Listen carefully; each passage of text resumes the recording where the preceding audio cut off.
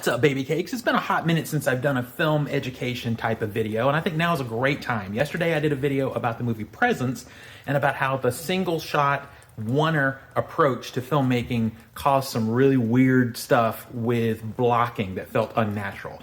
I'm gonna take the scene that I talked about in that video, which is a family dinner scene, show it to you, talk about how it was filmed, and then break that scene down in the way I think it should have been filmed in a more traditional cinematic way. Let's take a look. Because we're doing a single shot with no cuts and we're from the perspective of the ghost, the camera has to move in off to the left for this wide shot so we can get both kids and dad as they have their conversation.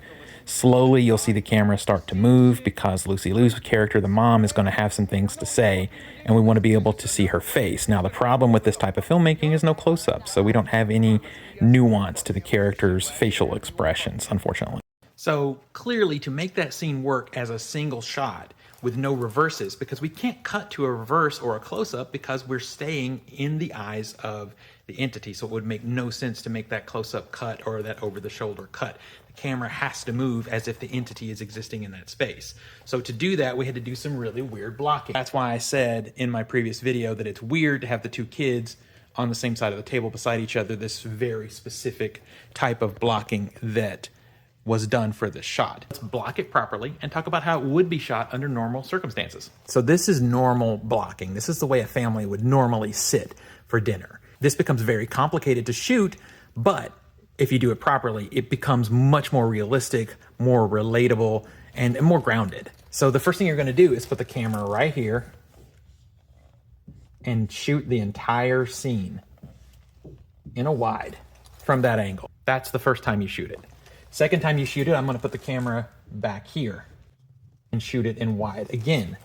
Now, when you do that, you're gonna definitely be getting some characters in profile. That's part of the problem. We talked about in a previous video breaking the 180. You have to be very careful how you use these so that you don't do that, right? If you wanna see more about that or you missed that video, let me know. I'll reshare it or I'll talk more about breaking the 180 rule. Then I'm gonna put the camera here and I'm gonna shoot the entire sequence again over the shoulder of this character. And that's gonna get his shoulder and his face. Then I'm gonna shoot it again. I'm gonna put the camera here, and that's gonna go over this character's shoulder and this character's face. Then I'm gonna shoot the whole thing again with the camera here, but not in a wide. Instead, we're gonna shoot in a much more narrow over the shoulder of this character, so we get this character's face.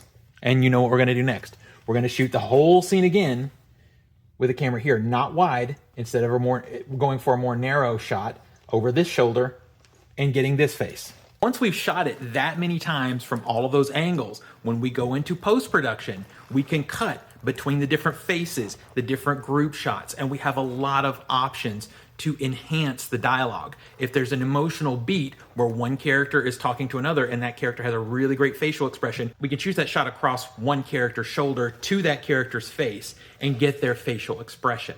This is how you would normally shoot a scene like this. It gets all the nuance of the characters and the dialogue. Couldn't do that in Presence.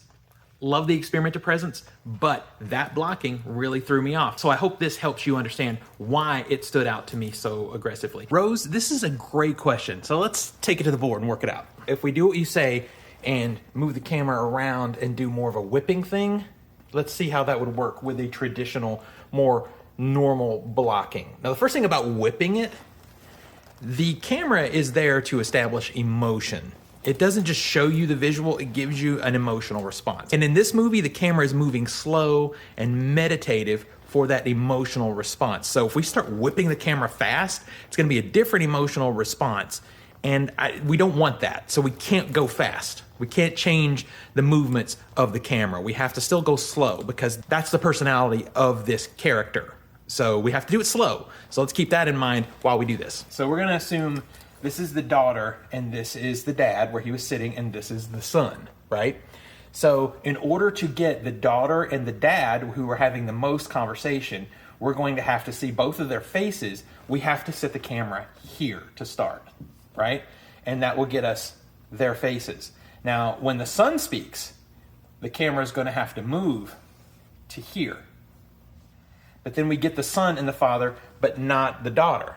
So it's gonna be a constant back and forth here And we can do that relatively okay. It won't be too bad. Now, when it's time for mom to talk, mom actually talks to both kids. So I feel like the only move we have there is for the camera to then suddenly come around to here. And then we can get mom and we can get daughter, but still not son in the face. So if we get daughter and they're having a conversation, but then he says something, the camera then has to come around here to get him and mom, but then we don't have her anymore. So this camera is going to be moving a lot. And I think this kind of camera movement is what often causes people to get nauseous in the theater. The thing about presence is it never has that effect. It never makes you feel swimmy and nauseous. But to do this properly, you will absolutely get nauseous. Now, in a regular situation where we're going to cut, what we would do sometimes is pull a person out of the seat. So let's say we're shooting the father and the two kids, but the mom says nothing for a long time. We could pull her out of the seat and instead put the camera right here and then be able to mostly get everybody's face. And then when it's time for mom to speak, we cut. We can move that camera here and put her back in her seat. But because this is a oneer, it's a single, there's no cuts, we can't take anyone from their seats. They all have to be present for the entirety of the scene. Let me know if this helps.